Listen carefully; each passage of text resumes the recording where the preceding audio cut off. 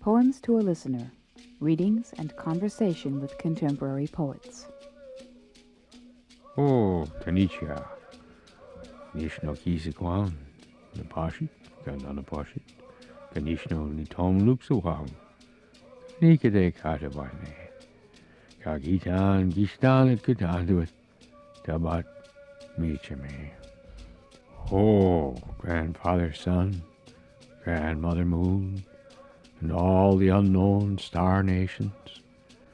I give greetings and thanksgivings, and to that one mysterious being that came before. Welcome to Poems to a Listener. I'm Henry Lyman, and in this half-hour program, we'll be visiting with Wampanoag poet Manitonquat, Medicine Story, and listening to poems by him and by other North American Indian poets. The poem we just heard is a traditional Wampanoag prayer. I guess prayer is a way of tuning your consciousness in to reality, to the universe, to what's going on in existence. It's finding connections. Yes, it's recognizing the connections that Indian people know exist, that we're all relatives to everything in the universe. And we walk around sometimes forgetting that, but when you stop and have a prayer, you remember that. And this prayer, of course, is in Wampanoag. Right. I like to think that since that language has been spoken around these parts for the past 8,000 years or so, there's probably a lot of spirit beings around that have been used to that and feel good when I say that. I know that I feel good when I say it in the old language. And the title of this poem, it's in the old language, one-ish. It's a thing you say when you're leaving somebody. It really means go in beauty. One-ish, grandfather. One-ish to a world that was not entirely lost to me while you were alive. A world that put its face to the sky and smiled. A world of grace and confidence. The silent past that grazed like a doe at dusk on the ghostly meadows has blinked into the secret wood. One-ish to the weather-brown house, wading in waves of goldenrod and yarrow, to country lanes beckoning through forgotten summers, across the borders of blackbird and wild grape, to the guiding call of a distant crow deep within the timeless forests of the Kohanut and a sonnet, by the council oak, Anawan's rock, and Metacomet's cave, the arrowhead treasures hidden under the seasons, by the sands of the Pokanoket, bitter water bays, ancient shores of the Metapoiset and Pocasset. One-ish to rainy day adventures by the glowing hearth, legends of our people, tales of Moshop, Wampanoag fables, our little relatives in the waters, the woods, and the winds. One-ish to cool stables, smelling of leather and dung, to wind-stung iceboats slicing Winnicunnet Pond, to the hot and salty climb for blueberries on Scargo Hill, and braiding the sweetgrass from Fiddler Crab marshland, singing to the fish from a dory on the full moon tides, speaking to the sacred rock above the wrinkling bay, leaving offerings at sunset in the burying ground by the lake, that the nubscussed old ones might know we remember. One-ish to the grumbling laconic humor, to the wistful yesterdream remembrance of grandmother, to the whole simple storied world that died too soon and left him alone.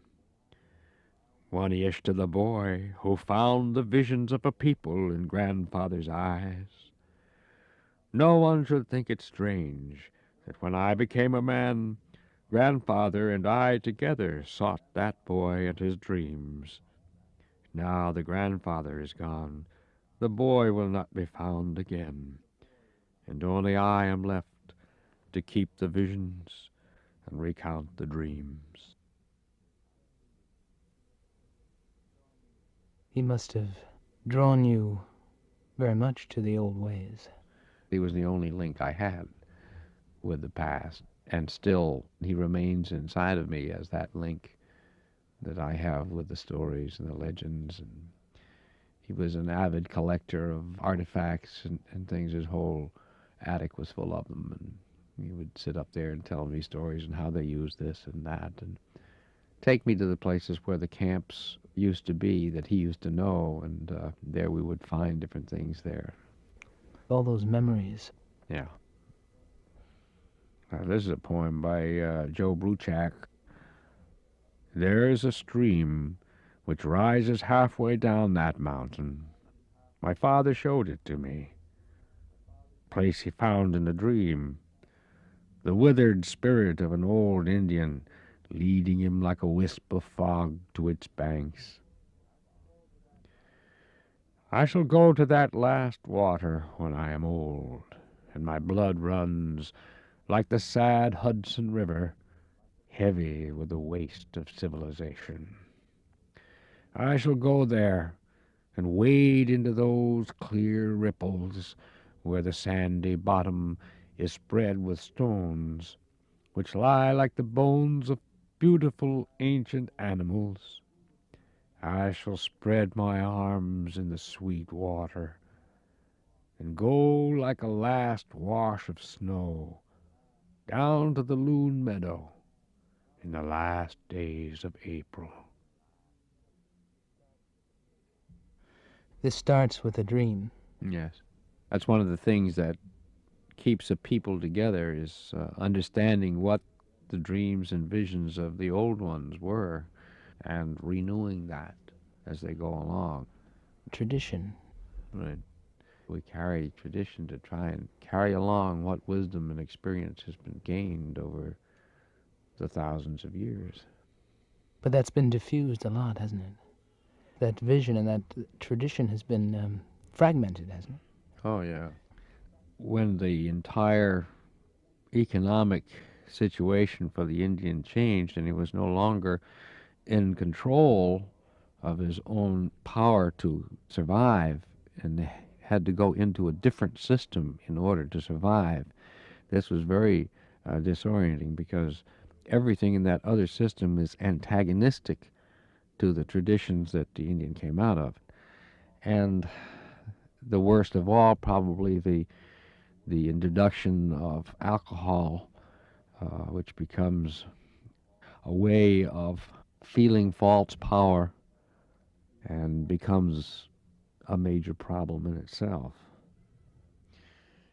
This poem is by Duke Redbird, who's an Ojibwe in Canada, been very active in working with his people. It's called Tobacco Burns.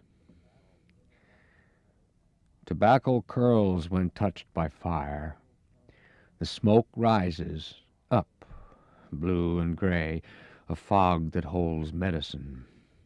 The spirit is strong. The story is old. The smoke curls.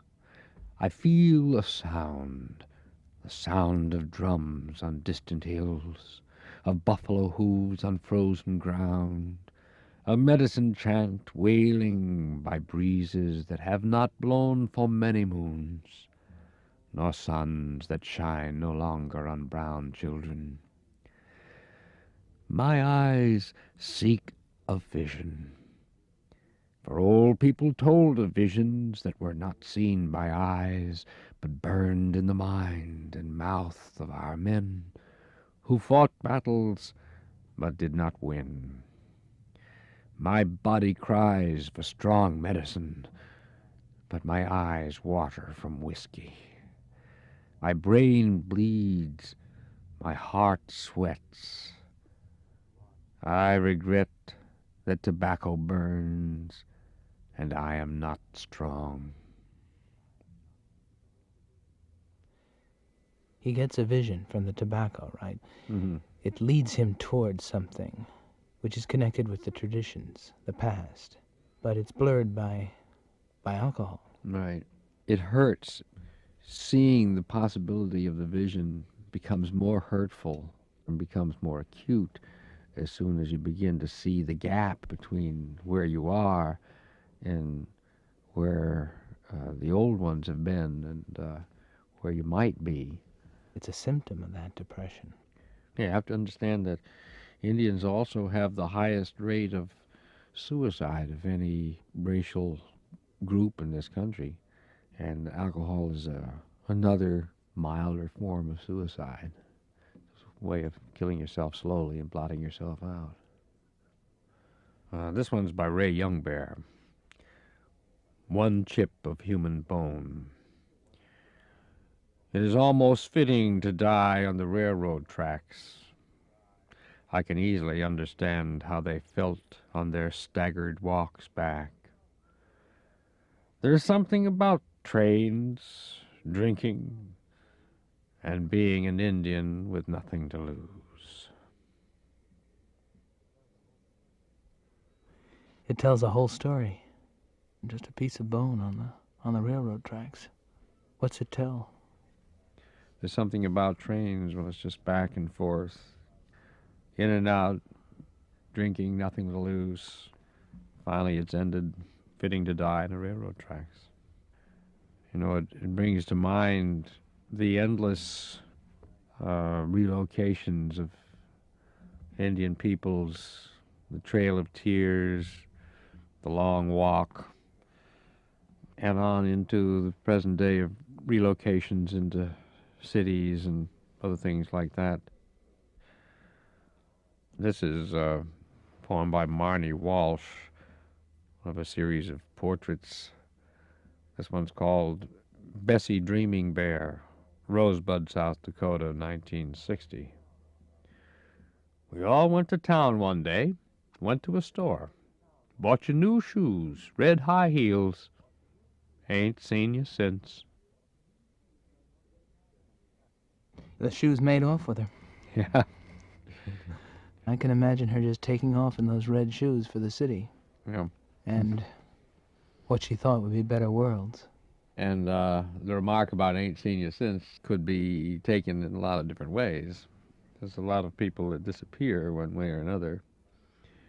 But at least it seems that she's gone from Rosebud and to whatever other life. This was by Barney Bush. Indian boy in cowboy hat. I could see what they were saying. Took your hat with me to Anadarko. Something to talk to since you weren't with me. Cheyenne babes in the Flamingo Bar asked me where I was from and where did I get the hat. Hitched out of Tulsa. Your hat rode in the back. Long red-haired boy wished me luck and not to lose that hat. Through Claremore to Miami Turnoff on the Will Rogers Turnpike.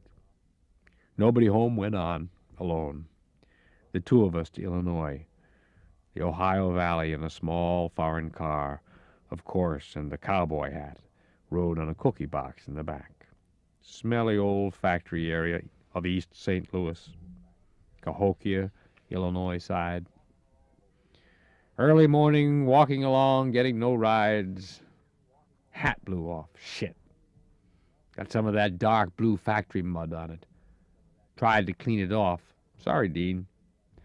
Right there I found a bundle of pink fluff feathers. Maybe part of some Christmas toy. Picked a nice one for your hat. All set with that good feeling. A ride to Waterloo. At Waterloo, a blue station wagon full of kids in red tinseled packages who normally don't pick up strangers, but since it was Christmas Day, put my gear in the back, hat on top of it. In the corner of my eye, caught two boys, both fighting to wear my hat. Damn. Reached for it, got aimed at by pop guns. Saved by the daddy. Put that hat back, he'll scalp you. Caught them sneaking aims at me all the way to Route 13, where I got out. Here I am in the heart of honky redneck country. Your hat on my duffel bag almost looks lonesome. Fingers shoot at us from passing cars, rushing to get somewhere, to open presents, sing as it was Christmas Day. By bits and pieces, I made it home. Relatives hugged me, tried on your hat. Give it to me, they said. I can't. Belongs to a friend, my new brother. Is he an Indian cowboy? Yeah, I said. He's riding along, making do with his hat. Yeah. Indian people actually do move through a non-Indian world with kind of a wry sense of humor about it. Like I remember a friend of mine out in the West Coast who prides himself on the old Indian way of cooking salmon over an open fire with sticks through it and so forth, and then the particular way he seasons it and everything. At this one place, there was this feast that he was doing that at. He was telling the story about how some white man came up and had a notebook out and was taking notes on how he was preparing the fish. You see, so a little gleam got into his eye about that time, and he said, when I saw him take out the notebook, I picked up each one of the fish and I spit on it and put it back down. And he began to scribble. And of course, everybody laughed. And said, thinking of this white man going off saying, well, the Indian spits on the fish before he cooks it. It's an essential part of the recipe. Right. And this is a poem by James Welch, who's Blackfoot from up in Montana on Browning. This is called The Man from Washington. The end came easy for most of us, packed away in our crude beginnings in some far corner of a flat world. We didn't expect much more than firewood and buffalo robes to keep us warm. The man came down, a slouching dwarf with rainwater eyes, and spoke to us.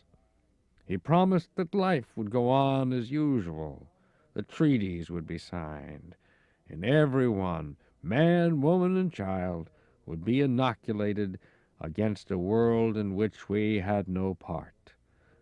A world of wealth, promise, and fabulous disease. What is that fabulous disease, do you think? Greed. The greed comes out of fear. The fear comes out of separation, which comes out of owning the earth and its resources. Whenever somebody owns the earth and its resources, then there's a struggle for it. And They're afraid to lose it. That's right. So that creates the fear right there.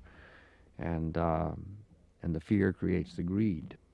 Two sides of the same coin. Mm-hmm. Fear and greed. Yeah. This is another Ray Young bear called One Who Realized. I sang to the warm sun and cold moon this morning, and offered myself to the land and gods, for them to teach me the old hard ways of living all over again.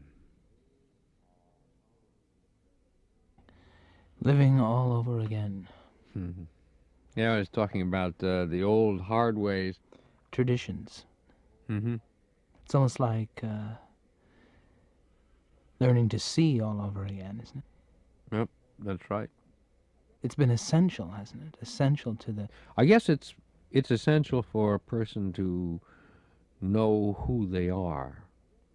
And part of who Indian people are is an identification with a tradition, a nation, a particular land where their ancestors are buried, and a whole culture of stories and ceremonies that are important, that make those people who they are. This is one by Joy Harjo, called Watching Crow Looking South Towards the Manzano Mountains. Crow floats in winter sun, a black sliver in a white ocean of sky. He is the horizon drifting south of Albuquerque. The horizon dances along the blue edge of the Manzanos. Wind is an arch, a curve on the black wing of Crow. A warm south wind, if it stays for a while, will keep a crow dancing for 30 years on the ridge of a blue mountain breeze. Seems to me there's a very special kind of perception going on here. Something that might be akin to the way native peoples see animals, objects, the world.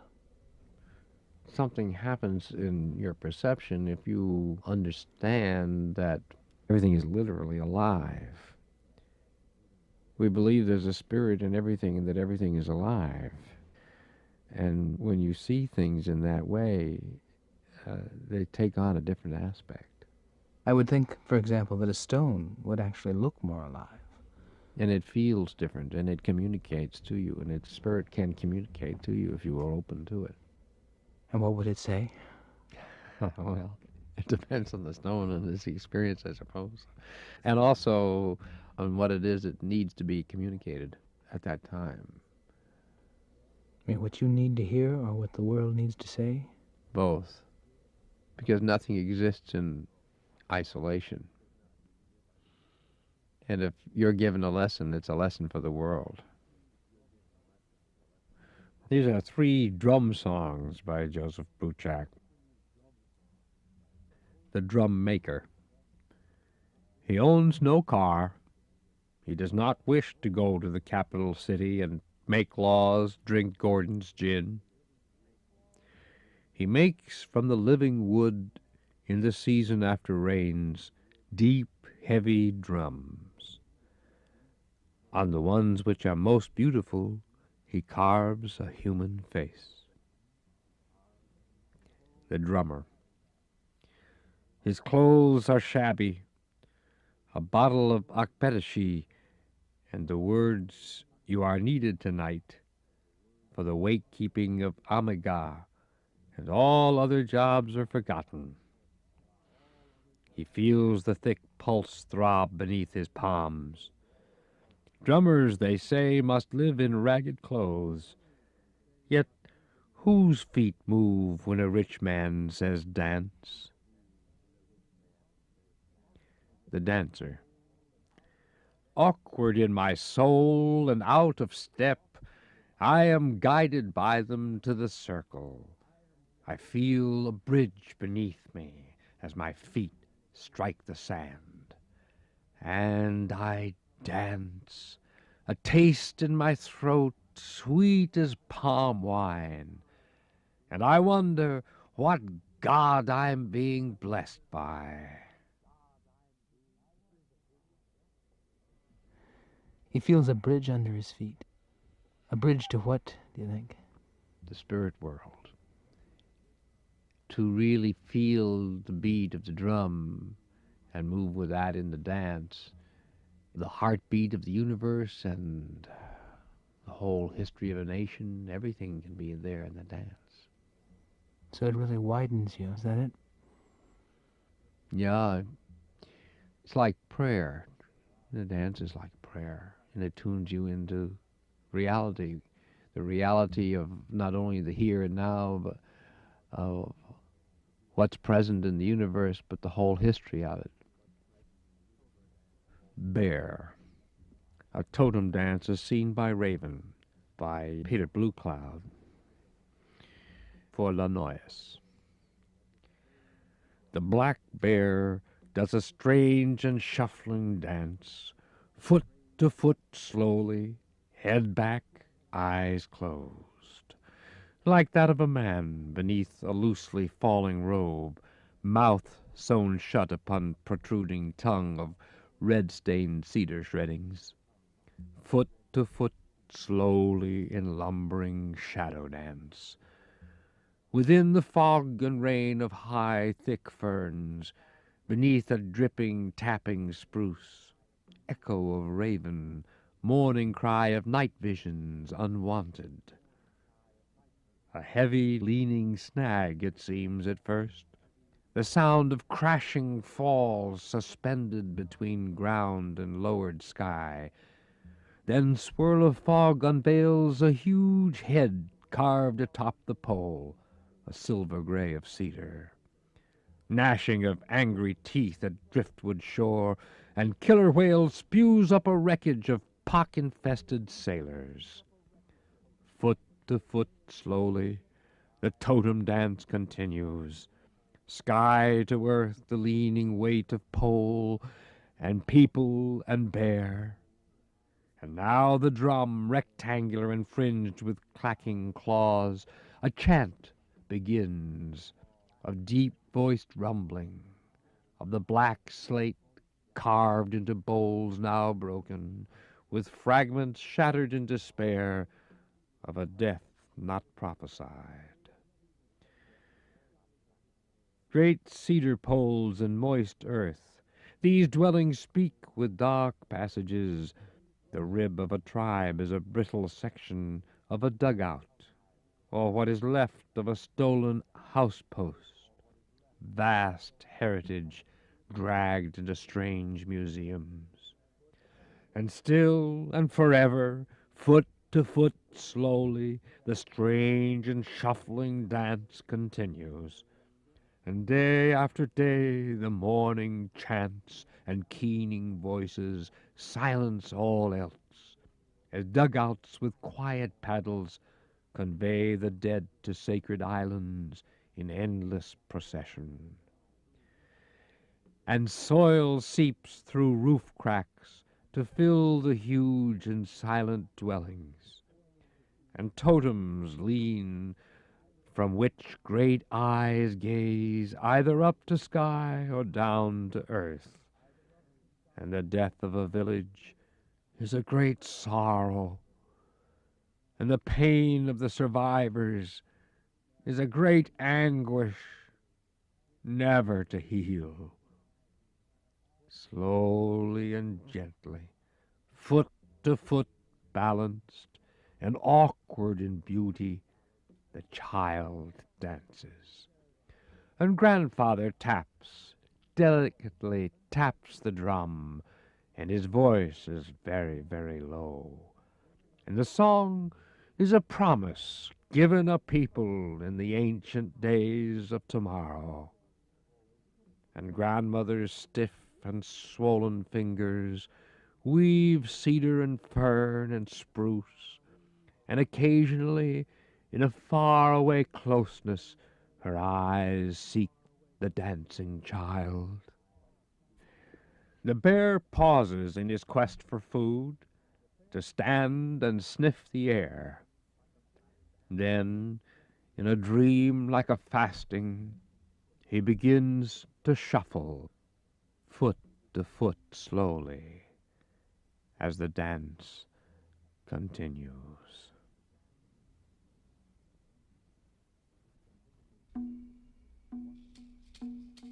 We've been visiting with Wampanoag poet Manitonquat, Medicine Story.